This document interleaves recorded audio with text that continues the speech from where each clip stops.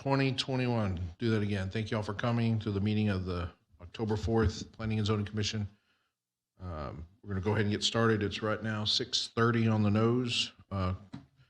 We have a roll call. All members or commissioners are in attendance except for Henry Fuertes. Commissioner Fuertes is out of town, I believe. Thus my filling in. We're going to introduce the agenda and format of the hearing. We're going to go through line items. Then once we do those, you'll have, we're going to introduce the purpose of the hearing.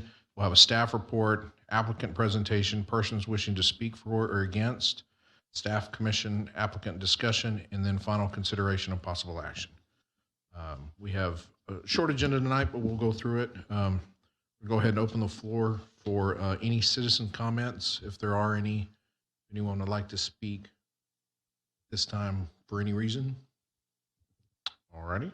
I think 2 people signed up to speak about specific items. So yes, when we get to new business 3, we'll call those folks up. There wasn't anybody signed up under general citizen comments. Perfect.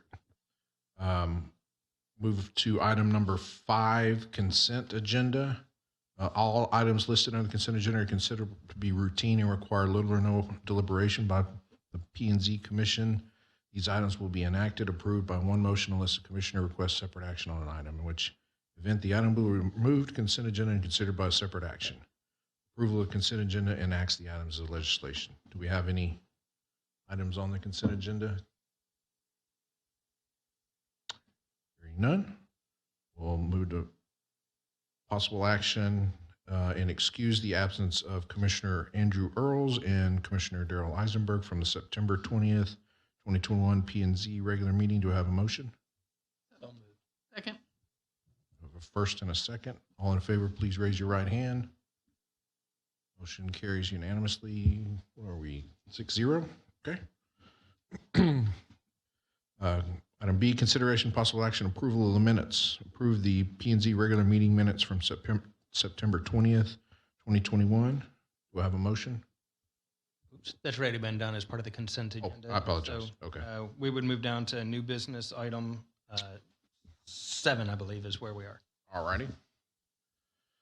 Consideration possible action, plat 21-0050, final plat of the Riverstone Ranch at Clear Creek, Section 15. This is a request by Alexis Santabanes, and I apologize for mispronouncing.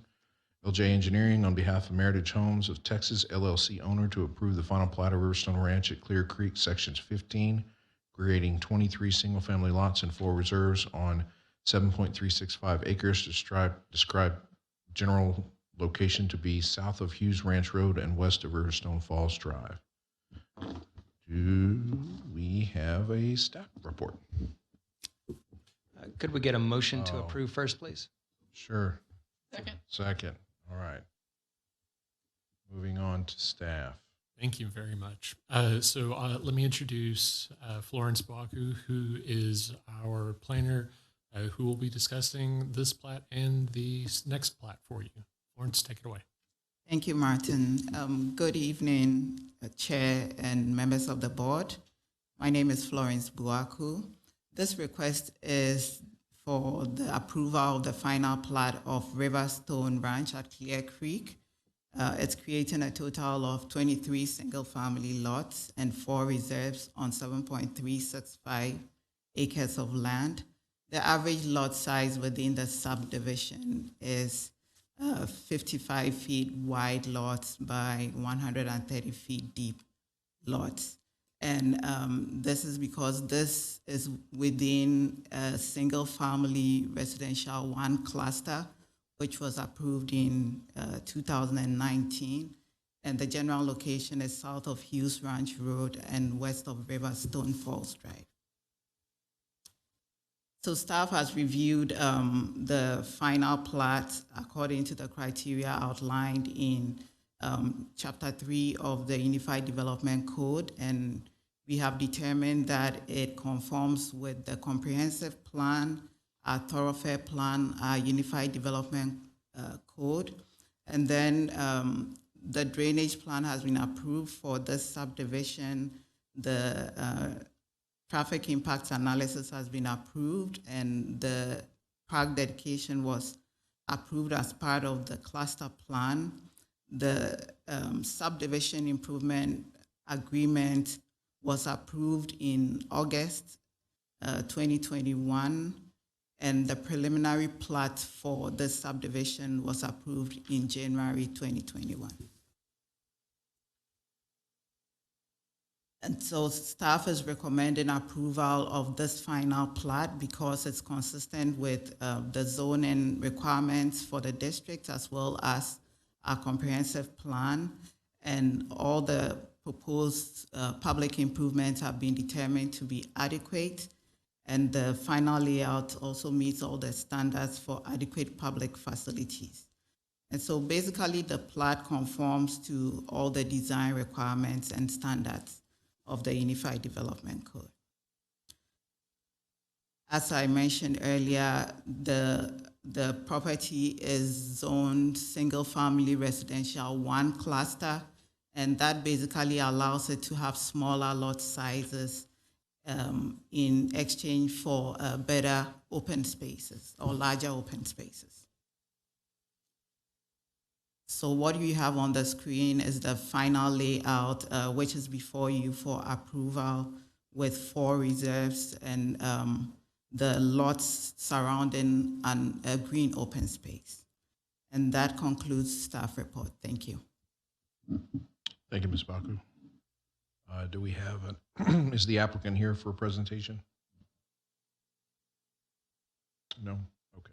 We'll go on to the, is there any person wishing to speak for or against this request? Going once, going twice, third time hearing, seeing none, no one registered? Okay. Yes, sir. Awesome. Go back to staff, commission applicant discussion. Any further discussion from staff or commission? All right, we'll move to consideration possible action. Vote on plat 21-0050, final plat of Riverstone Ranch at Clear Creek, section 15. We have a motion and a second? All in favor, raise your hands. Motion carries 6-0. Move on to item 2, consideration possible action, plat 21-0051, final plat of Riverstone Ranch at Clear Creek, section 16. A request by Alexis Santabanes, LJ Engineering, on behalf of Meritage Homes, Texas LLC owner, to approve the final plat of Riverstone Ranch at Clear Creek, section 16, creating 27 single-family lots and 2 reserves on 6.425 acres, generally described as the southeast corner or southeast of Alexander Ridge Lane and south of Hughes Ranch Road. We have a staff report. Oh, I'm sorry, we need a motion. Do I have a motion? A second? All right. I'm sorry, I might have cut you off, but was that a motion to approve, Commissioner Cade? So moved. Thank you. And then the second was from Commissioner Earls? Earls. Yes, sir. We'll get there. Now staff report. Sorry. Thank you, Mr. Chair. Again, this is Florence Buaku. This is for approval of the final plat of Riverstone Ranch at Clear Creek, section 16, creating a total of 27 single-family lots and 2 reserves on 6.425 acres. Again, the lot size here is an average of 55-foot wide lots by 140-foot deep lots. And this, again, is part of a previously approved cluster plan in the single-family residential 1 district. And the general location is southeast of Alexander Ridge Lane and south of Hughes Ranch Road.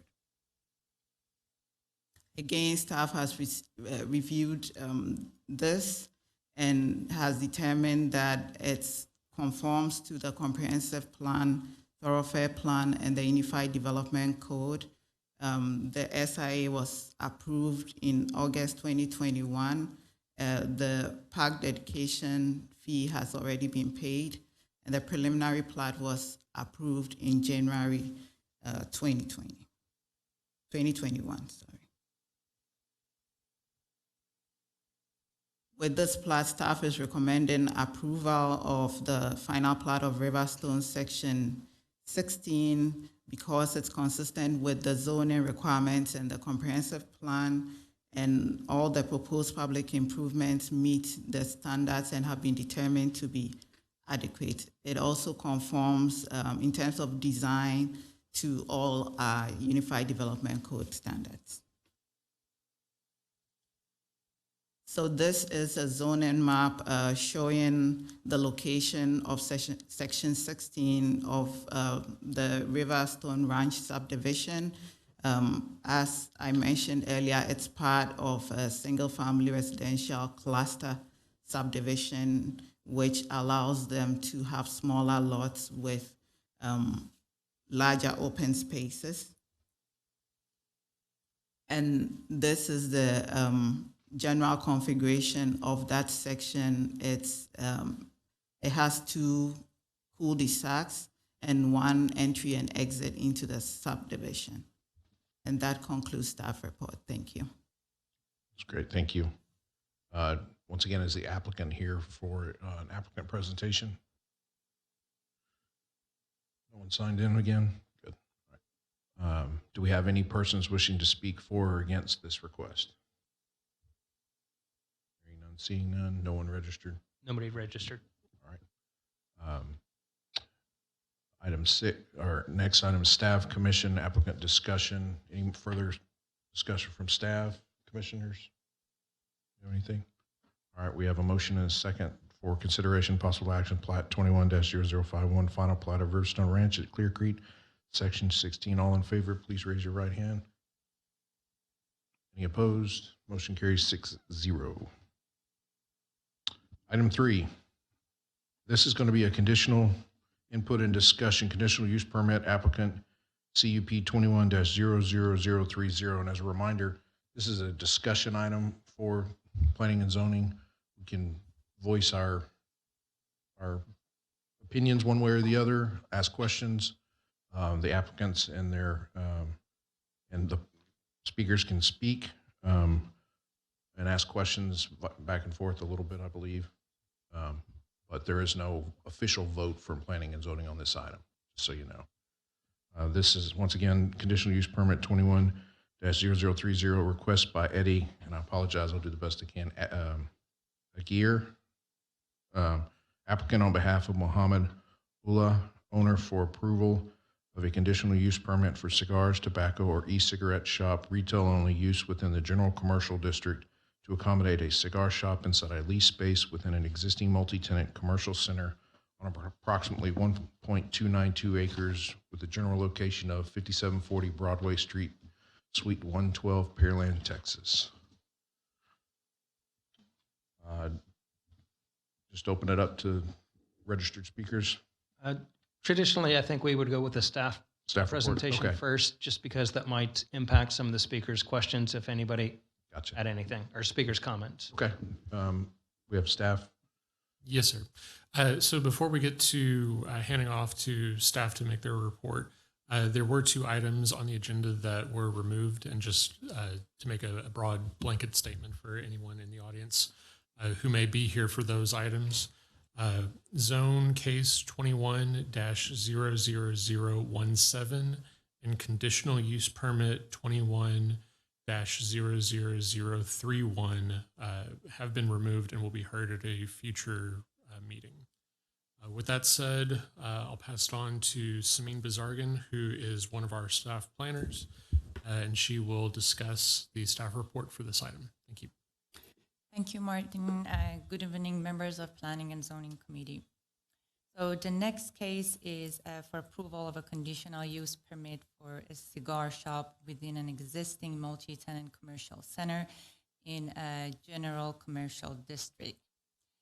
This retail will be only for high-end cigars for target customers. There will be no vape, no CBD, or no e-cigarette. The applicant has recently opened the business as an office for online purchase only, and is proposing to turn it into a retail for walk-in customers. Staff has not received any comment in favor or against the proposed CUP. This is a zoning and aerial map that shows the proposed property within that shopping center is located in a general commercial zone district.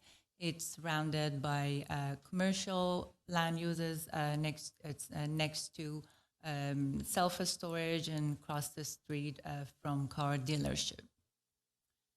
The next slide shows the future land use plan. The property is located in business commercial district, which is designated for office, retail, and variety of commercial uses.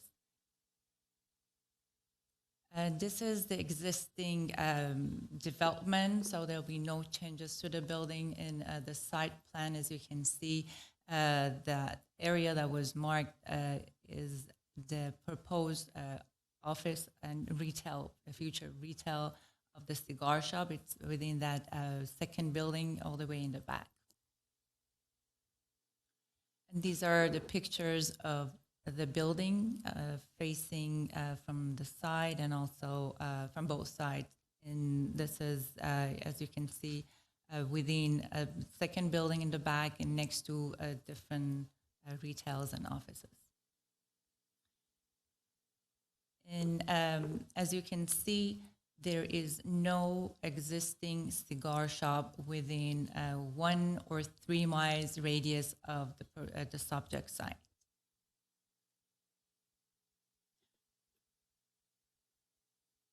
The proposed CUP is in conformance with our comprehensive plan.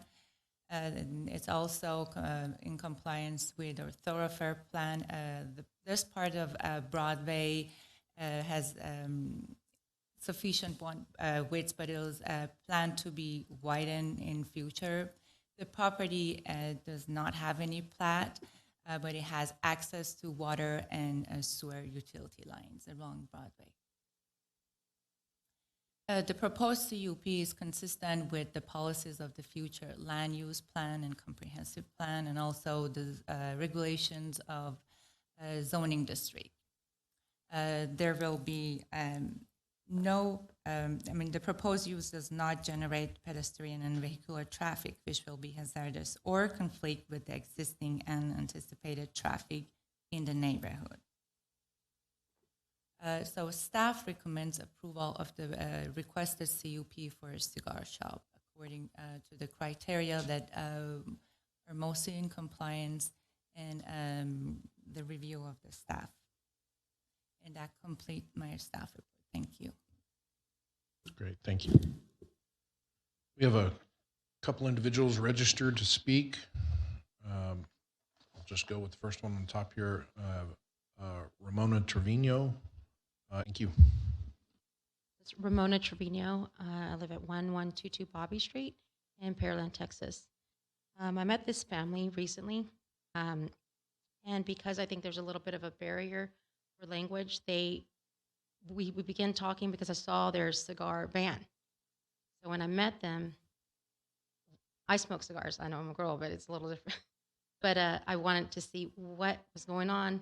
When I saw the van, we stopped and asked, and I approached them, realized that their daughter goes to Salvatore, their son went to school. I have a 25-year-old. Their children, they're local, the family-owned business. And when I went in, he welcomed me with Cuban coffee. So that was very different, very welcoming family-oriented. And I thought, what are y'all opening here? What's going on? We were trying to figure out what was happening. And when they told me what was happening, I decided to help them out a little bit because of the language barrier. There were some things that they didn't understand. And I said, well, it's going to be in a couple of days. Let's see what we can do. And so I thought, I wanted to come and speak on their behalf because there's not anything like this in Pearland. There are the other shops that kind of have the same name or have the cigar name in it, but are nothing like this. You can see from the pictures of what it looks like inside and what it will stay looking like. And it's a father and son also. They don't have any aspirations or anything to open up more than what's there. Um, they're from Cuba, so they know cigars really well. So this is going to be something that I think that adds a benefit to Pearland because of all of his knowledge. There's so much more that's going to be shared, and the Cigar 101 is from even learning how to, put out a cigar, the different ways to cut a cigar, the different ways to.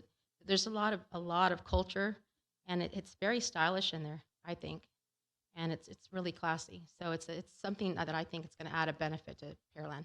I'm not going to have to go to Webster or Houston to find something like that. Thank you. Thank you. Let's see. Next speaker registered, we have Mr. Blake Mosley. Again, if you'll go to the microphone and then state your name and your address, please, sir.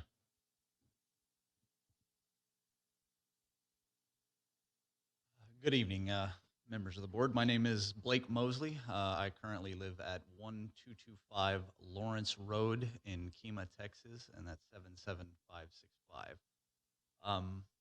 I recently got into contact with the Aguars here, and in addition to helping them out with their cigar shop, I thought I'd just share a couple of words about the business and kind of the atmosphere that you'll find whenever you go inside. So, as was stated before, this is a family-owned and operated business. Cuban Americans come to this country, and one of the best things that I like about this particular business is the intimacy of the shop. It's a small shop. As was stated before, they give you the basics and the rundown and a little bit of education on the various cigars that they have to offer. They offer a fine quality product. The business itself is very homey. As was stated, you can come in, you get a fine Cuban coffee, enjoy that with your cigar. They've got a place to relax, a place to learn. It's also, as was stated, I think I heard in the original presentation that this was going to be one of the only cigar shops of its kind within a 2-mile radius, I believe it was. So I think this is going to be something that is going to be really good for the community, especially for any cigar lovers out there. It is strictly a cigar business, fine tobacco and things of that nature. There's no other kinds of CBD, vaping, cigarette smoke, anything like that. So I just wanted to come out here tonight and kind of share my enthusiasm for this, and hope that it's something that you guys will move forward with. And they really are a great family. It's going to be a great business. I see a lot of opportunity to grow, and hope for nothing but the best. So thank you for giving me the opportunity to speak here tonight. I appreciate it. Thank you, Mr. Mosley. Do we have, you go to just discussion for commissioners, or? We should also let the applicant have an opportunity to sure. speak if they choose to do so. Well, I think we'll have some questions as well. But, does any part of the applicants, would y'all like to speak?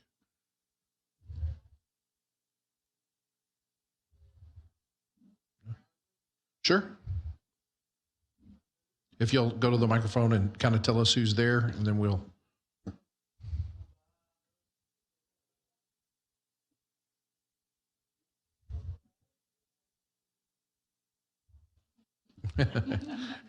You're doing it whether you want to or not. Hi, mi nombre es Eddie, el dueño de E&A Cigars. And what's your name again? I'm sorry. That's my dad. I'm Okay. Alex. Okay. His name's Eddie, and he's the owner of the shop. Okay. So I'm gonna be cutting in between so I could translate. That's fine. Quisiera que me dieran la oportunidad de poder poner mi negocio de cigars aquí en Pearland. Es donde vivo desde el 2015. No hay aquí en Pearland otro lugar así como ese. A ver si quisiera que me dieran la oportunidad de emprender este negocio. We would like the opportunity to open up this shop here in Pearland. There's nothing here in Pearland like that. This has been our home since 2015. We love it here. We don't plan on going anywhere. And we just want to bring a little bit of our culture to Pearland to help it grow. Right. espero que me entiendan y que me den la oportunidad. Muchas gracias. Hopefully that helps you understand a little bit more about us and we get the opportunity. Thank you very much. I did get the muchas gracias part. That's all I got. Sorry. Do we need address and all that? He's the applicant. So As the applicant, we have that information. okay. Want to go down the start it, Mr. Eisenberg? Okay. The only thing I really want to know is it a shop that they're going to have smoking in? And is that against any ordinances as far as them having smoking in a building in Pearland? So we haven't heard that they were going to have any consumption inside of the building. I think that may be a good question for the owner to field, and then we can discuss whether or not that's a thing that can actually happen. No, that's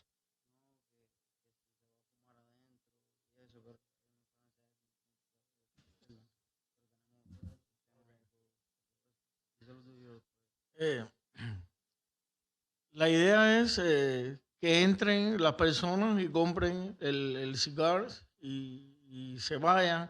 Pero si alguien quiere fumarse un cigarro dentro del lugar, tenemos todas las condiciones para eso, que no hay humo, no hay nada que afecte a nadie.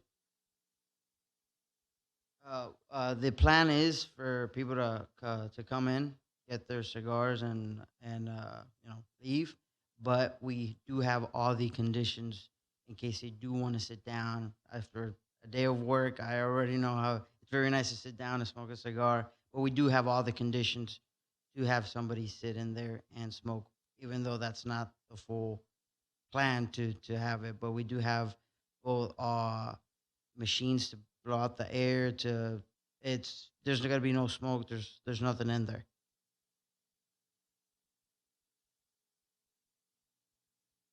So that's it.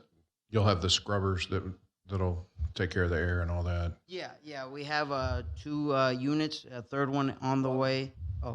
We bought, I'm sorry, 2 more. On the way to help out any smoke that could build up, completely exit out without any buildup. okay. Then it's directed at staff. I mean, I'm not up on the codes and stuff as far as smoking in the buildings. I know that we're a smoke-free city, I thought. Does that Well, there's tell another cigar shop on 288, which is going to be the closest one to this. And they do smoke, but it's membership only in the back. They have scrubbers and all of that. That's where I've gone many times. So, and they allow small numbers to congregate in the front, but their primary goal is not to smoke in there unless you're a member in the back, and then they do allow that. But, so. This is addressed to staff, so I don't. Sure. So there is a smoking in public places prohibition in the Pearland Code of Ordinances, Section 20-9. There's an exception to the general requirement that you can't smoke in public places, and a store like this that's open to the public would be fitting within that definition. Okay. But there's an exception for retail tobacco stores, and I believe that this would be considered a retail tobacco store. And there's an exception within that exception. And what staff will need to do is leave this meeting tonight, now that planning has this additional understanding, look at their business model and see if their incidental products fit within that range. But that is something that staff can do, and your recommendation could be that as long as it fits squarely within that exception, you have no comments with it. And we would assume your comment would be that if it doesn't fit within that exception, that your opinion doesn't matter because the citizens of the city of Pearland have already adopted this ordinance, and regardless of what you think, if they don't fit in the exception, they can't operate that business. Yeah, I think it's, look, I don't have anything against it. I mean, I was just wondering I was mainly wondering because I didn't know if that had been thought of.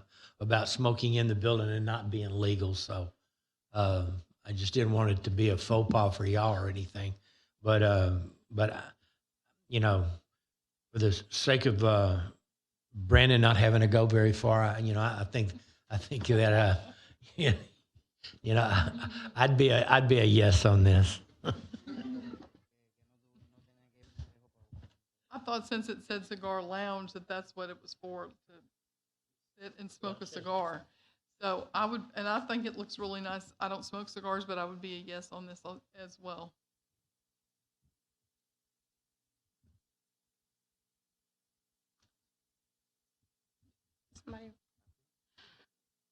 I'm for this. I like the idea. I love the Cuban culture. So I think the fact that you're bringing something like this into Pearland and it's nothing else that exists like this, I think is exciting. I did have a question.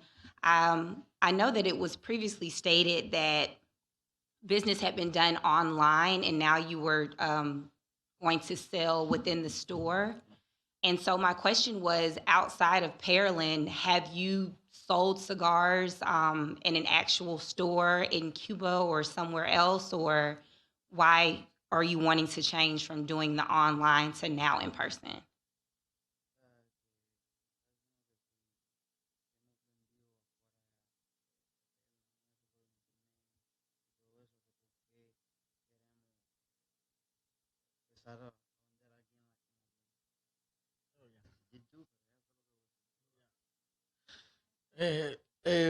La idea es distribución, mi negocio es distribución, pero lo que quiero es para cuando vengan las personas a ver el tabaco en la tienda, en el storage, que puedan, si quieren, poder fumarse un tabaco, lo desean, un puro, que lo puedan saborear, tomarse un café cubano, conversar, es la idea, que se sientan bien y buscar nuevos clientes.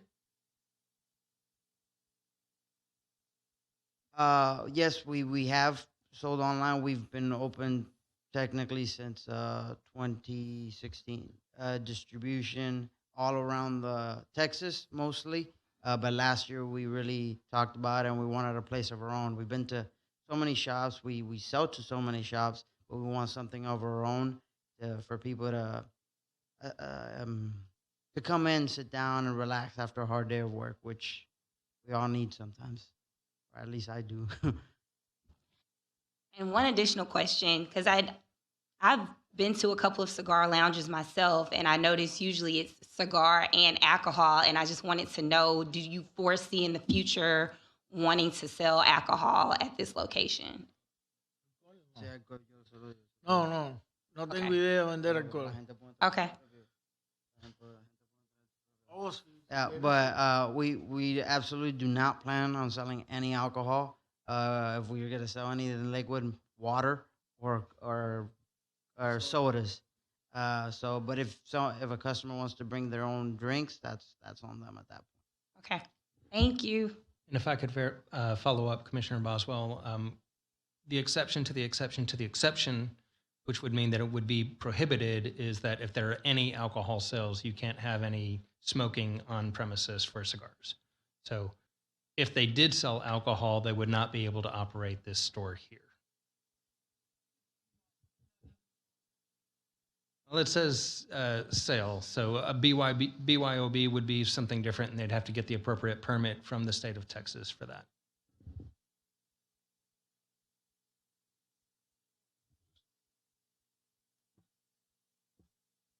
Hi. So my only question is, it says no vape, no cigarettes, no oils.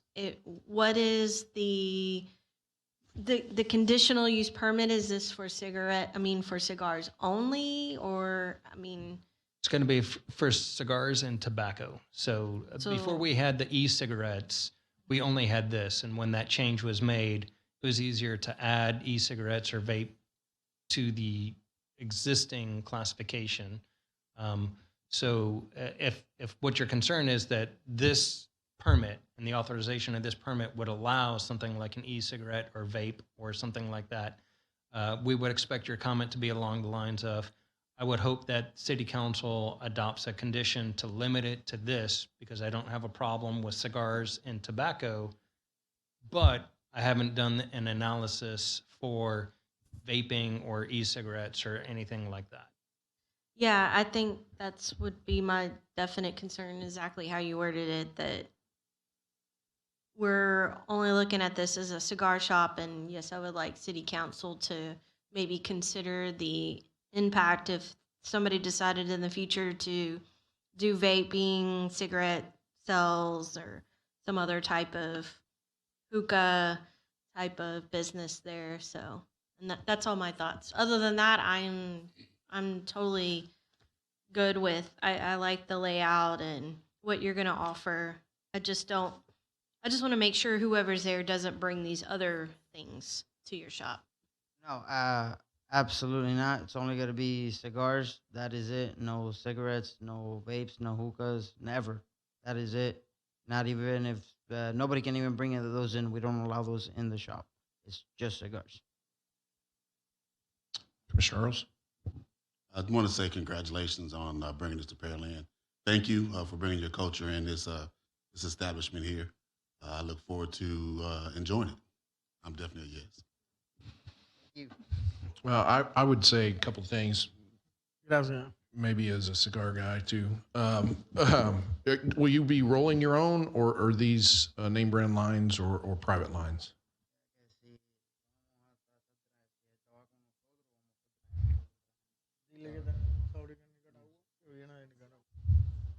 Well, we have our own factory in Nicaragua that we roll our own cigars. It's not going to be branded by anybody. It's ENA cigars. You come to ENA cigars, you're going to have an ENA cigar. Okay. Nothing else, no Patrons or anything else, just our stuff. So it's your private, Yeah, private. our private label. Yes, sir. Okay. So my experience on the smoking is that the cigars is that the tenants next door sides have issues, because even with numerous scrubbers running, it tends to run through the walls and, through the drop ceilings and that kind of thing. Have you have any issues with your existing tenants there being aware or understanding? Absolutely not. We have already after we set everything up, we did try out and ask them. They're like, we have no problems. We can't smell a thing. Okay. What about patio? Were you thinking about putting any kind of outdoor seating or anything like that out? I don't know how much space. I didn't look at the picture that well, but. No, afuera no. El día. I think if they were Unfortunately, to outside, it's not big enough to have anything like that. I was wondering, because I don't know that that's allowed.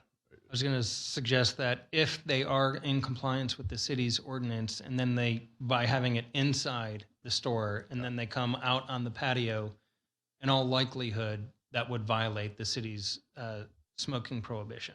Okay. So if they fit in the exception, it's going to have to stay in the walls. If they step outside of the door, it would be within 20 feet of a door or a window, or in a public place, and be prohibited. Yeah, that was the difficulty across town, was that with COVID, everybody wanted to be outdoors and spaced, and they couldn't do it. So they actually had to close the members portion for a while. I had one more question that went right out of my head. So how about food at any point? Not necessarily for sale, but I mean, are you going to have some of your culture food-wise? I'd like to enjoy that too. Just throwing ideas out now. Yeah, I'm building it for myself now.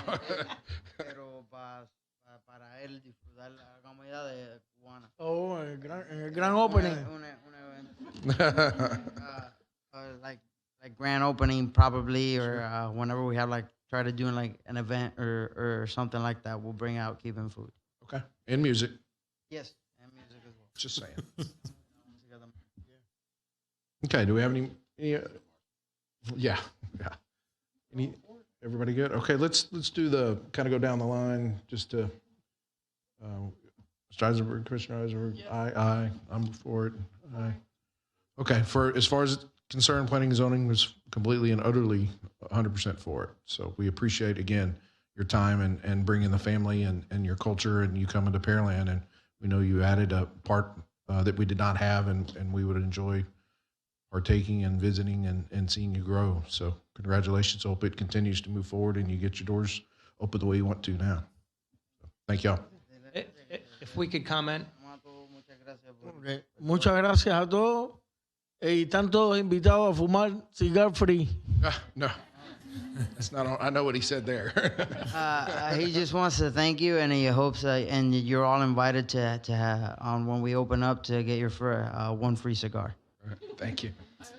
I just wanted to set expectations from this point forward. I think that's probably appropriate. So one, y'all said if I was going to vote, this is how I would vote, but you are not the voting body. That is for City Council.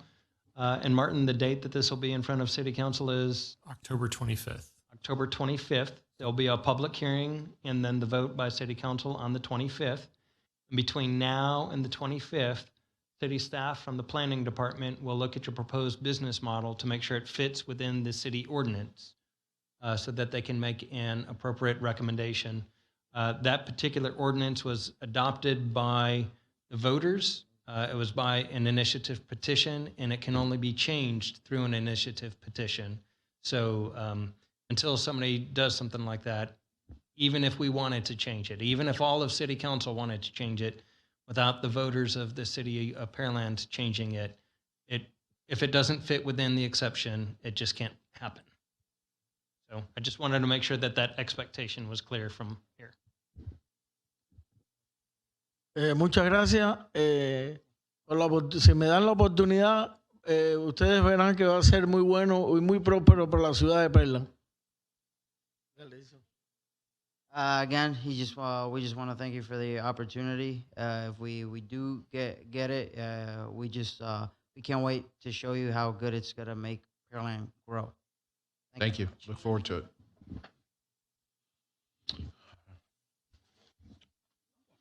Let's go. Item 4, commission input and discussion of CUP process in CBD retail stores. We're going to discuss the general CUP process in CBD retail stores. I just said that. I am opening the floor to staff, I guess. I imagine Martin's going to comment, and he'll, my guess is, kick it right back to the P&Z. Okay. Yes. So we had a request from the board or from the commission to discuss CBD retail stores and potentially looking at moving that use into or out of the general retail and into a defined category to allow for a conditional use permit to be approved for that type of business. This is your time to comment on that and provide clarification for staff, so that way we can go back and draft that amendment and then bring it to y'all at a future date. So with that, I will, as Lawrence said, turn it back to y'all. Commissioner Cade had a lot on her mind on this particular item. I do.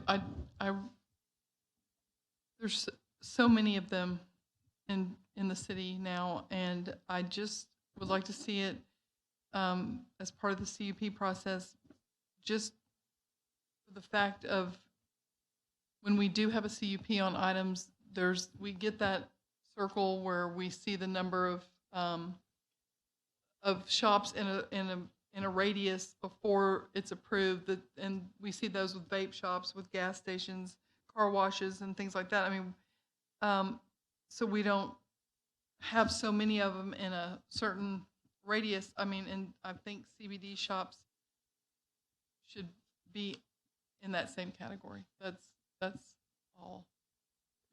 That's not actually all, but that's the main reason. But also, that's the main reason. I think there's too many of them, and they're just popping up, and there's no. That's the main reason. There's one across the street from another one.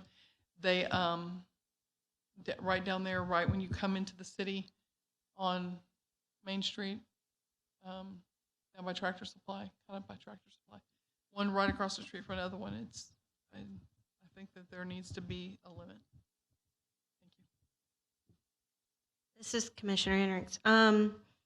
I don't disagree with what Lainey has to say about that, except for when I see CBD products being sold in a doctor's office. I think that should be the exception because they're selling specific muscle creams.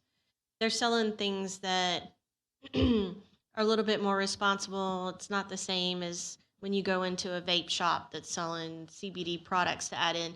So if we did create a separate cup for that, I would like to have it where if you're a licensed doctor of some sort, you shouldn't have to come for a cut process if you want to sell CBD retail in your office. And that's my thoughts on that. I don't disagree with that either, but like gas stations that want to sell CBD, what about that? Well, is it the fact that it's on the side of a building that's bothersome, or it's across the street from a school, obviously, or something like that? Because, if you drive down Pearland Parkway and the Shell station that sells cigars, been there a few times, they have vape, they have CBD oils on the counter. And so then you go to the next gas station that's next door and they have it too. So is it the shop that sells it? Just to give some staff direction, is that an issue? Or are we going to start trying to put it back to the, new business owners of any kind that comes in that we're not allowing that product? So from a use perspective, we're only looking at it as if the store specializes in that particular type of product. You may have heard council's discussion with the vape shop on Pearland Parkway that ended up actually being a CBD store that had a very small area that had vape products. So that's kind of our new leaning when it comes to definitions, and this will give us an opportunity to address that as well, that it needs to be more than 50% of the sales in order to meet that threshold for a conditional use permit. I have a comment, and forgive my ignorance on the subject, but regarding the CBD, it's certain percentages of it that's available in a product, and you got 5%, you got 10%. Are we trying to regulate that? Because to me, a very low percentage, is that something that we're still up in arms about wanting to limit where that can be found versus one with a higher percentage located in a retail store? Because to the point of it being available at a gas station and now a very small percentage, we are putting a lot of regulations and policies that have to be followed if it's going to be allowed. Are we worried about the percentage that's available in there or not? Just the fact that it says CBD is enough to require that conditional use permit and limit where it can be sold within Pearland. And that's, you bring up something I have no idea. I don't know. That's another question. Like the regulations, the age, what is that? What is the requirements? I don't have a clue. This comes to where it seems, I guess, a personal debate is, are we looking at a policy that we don't like or a product? And when we approve a CUP, it's for the conditional use permit. And there is a group that we understand and we put this in. I absolutely agree we should create this group just for CBDs. But then I'm leaning towards also what you said, Ashley, what's the percentage? How do we shape this box to make sure that when we approve it, they fit inside that box? Absolutely. And we as a board agree with that and approve that moving forward, because it goes back to a product or policy. If we don't like the product collectively, that seems to be an individual affirmation of what you like and what you don't like, opposed to a policy that we agree upon, put in place, and follow. On one hand, I think that perhaps Commissioner Boswell brings up a good point. What is the exact, do I even understand the whole policy? I've asked a couple of different times, I think, even what is the age limit? I asked the one lady that was here that night, and she didn't know either. When she left, I asked her, what is the age limit for CBD and for vape? She didn't have any idea, but yet she's got a CBD and vape shop. Are the ages the same? Is there an age limit? I mean, we don't know. None of us, I mean, I don't know. And I think there is a percentage issue that makes the age limit something. I mean, I don't know. I think these are all questions that we can potentially research into and bring for further discussion. I can tell you just candidly that the percentage or strength or vein or whatever quotient you want to call it may not be something that we can specifically get into, as it's a product that is or can be authorized by the state. So if the state is allowing it to be made and sold within the boundaries of our state, then I'm not certain that we have something that says, the state says you can do it, but Pearland's not, you're not. So these are all things that we can look into. But that's good food for thought. And I don't necessarily have anything against CBD. I do not like seeing a big pot leaf and neon sign on Dixie Farm, on Broadway and Dixie Farm Road. I'm sorry, I don't necessarily like that, and sorry if that's wrong, and those are major thoroughfares through our town, and I don't think it looks good. I'm sorry. And we have a lot of, if we counted the CBD shops, I mean, we're getting way up there in numbers. And so that's why I wanted to talk about this. Thank you. I agree with everything that has been said thus far. I do think additional research is needed to see how far we can go concerning a policy concerning this, because to Mr. Commissioner Earl's point, it is policy versus a product. And if you do put a policy and procedure in place to try to regulate this, are you prepared to stick to that? Or is it still going to be, I don't like CBD, so even though there's a policy in place, I'm never going to be for this? And that is a different conversation. Are we willing to, once those policies and procedures go in place, stick to them? And as long as you fit within that definition, we're going to allow you to come in and do business. And that is an opinion versus going with the policies and procedures that have been agreed upon. So I do think that this requires additional research. Yes.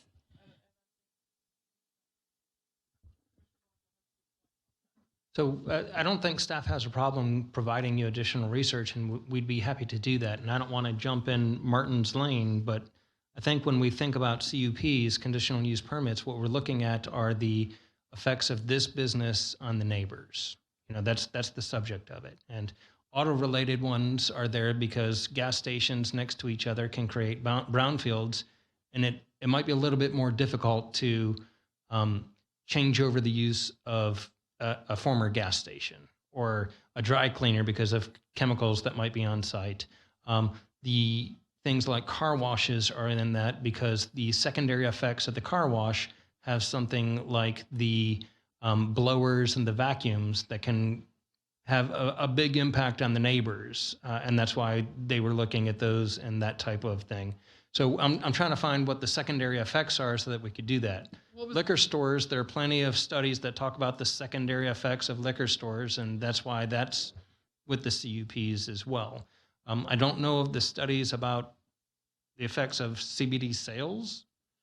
So I'm just trying to make sure that I understand what the secondary effects are. If it is the signage for those. I was thinking of sheer numbers that we already have, the signage also, but just sheer numbers that we already have in the city. We don't.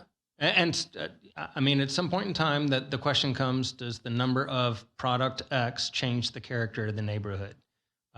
If there's a proliferation, whether that be fast food restaurants, whether that be steakhouses, whether that be cigar shops, But you know, if you're concerned about the proliferation and that, then that's something that absolutely we could look at. I just don't know if there's a study out there that says, but this is be what staff looks at. There's a study that says too many CBD shops can cause this secondary effect on the neighborhood. I mean, I love Chick-fil-A, but a Chick-fil-A across the street from a Chick-fil-A is silly. Well, You have a bank across the street from a bank. It happens. well, I was just thinking of the Starbucks across the street from the Starbucks across Yeah. the street from the other coffee shop. You know, that it absolutely, at some point, free market does it. But I don't want to talk about those types of things. I'm just trying to make sure that, from my perspective, if I want to have an ordinance that's enforced, I have to make sure that I know why we're enforcing it and how this regulation affects that. Part of it for me, and I'm not trying to dumb it down by any means, but we have vape shops as a CUP for a reason. We want an extra layer of conversation and an extra layer of control. Whether you, for whatever reason, whatever your control mindset is, we want to control the number, we want to control the signage, we want to, whatever. But they're in with that for a reason. The way I looked at this is same thing. I'm not saying, you know, this commission's going to turn over at some point, council's going to turn over at some point, and the CBD world and the vape world is moving faster than we ever could.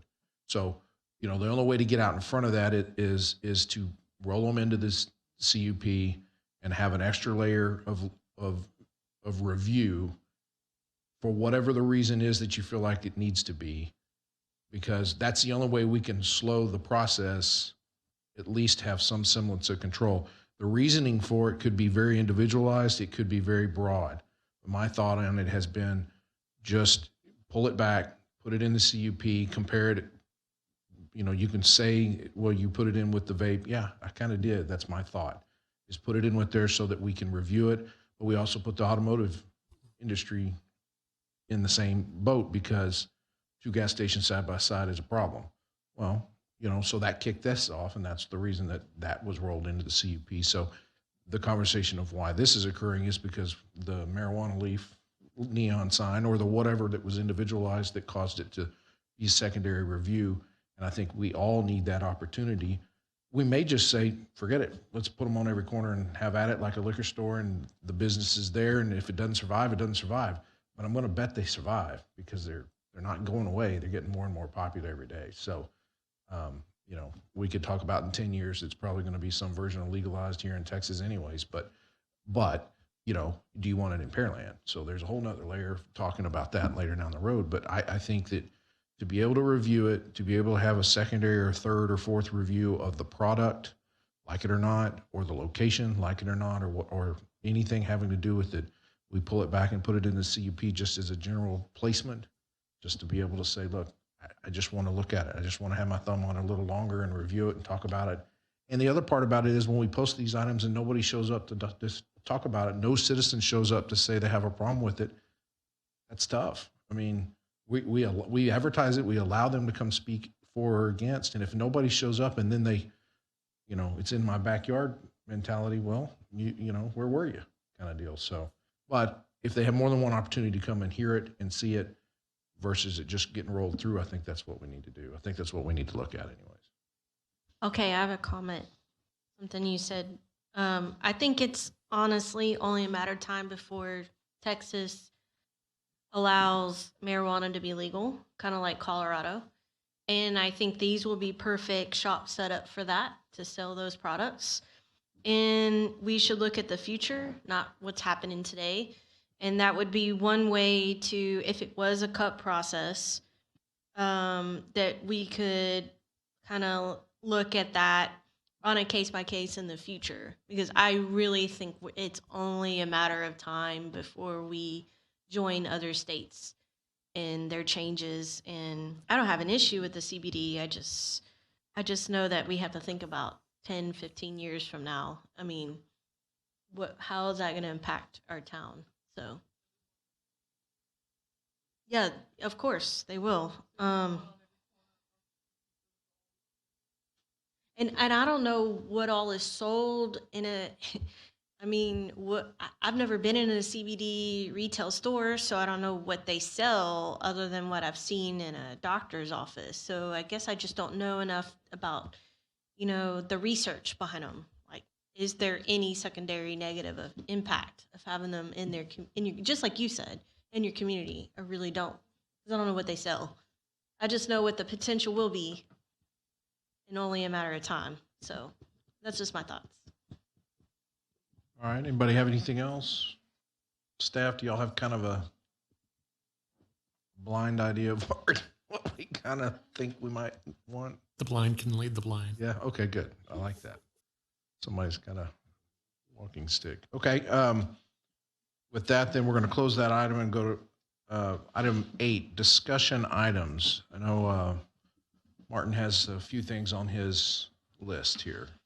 Yes, thank you, Chair. First, I would like to introduce our newest planner, Mr. Patrick Bauer. He has a background from A&M and UT, and this is his first day, so I'm trying to drag out my words so it can be a little longer. Patrick, if you want to chime in and say hi. Hello, commissioners. Martin kind of explained it. This is my first day. Prior to this, I did go both ways. I went to A&M first and then UT because I live in Austin. And I worked at the city of Georgetown as an intern for about 3 years on and off. So I have a little bit of background in public sector planning, as well as going to the private sector for a little bit at Half Associates. And also I spent a little time at the Texas General Land Office during the summer prior to my last year at UT. And I just want to say I'm excited for this opportunity, and I look forward to the future. Thank you. Thank you.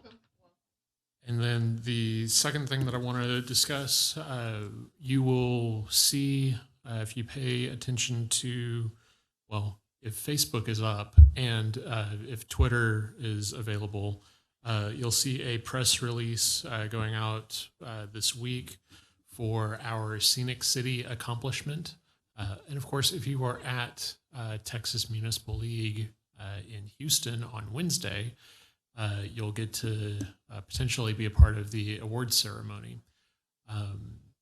We earned platinum, which is the highest rank that you can possibly get with Scenic Texas. And basically that means that we earned above 90% of the available points based off of a third-party review of our adopted ordinances and policies and regulations. And it's a pretty cool honor. There are only 24 total cities in the state of Texas that are ranked platinum. And there are 85 cities that participate in the Scenic City program. So it's a pretty cool place to be in. Congratulations to you guys, staff. We appreciate it. We do a standing ovation, but see that yet. And the work we do the commission wave as well.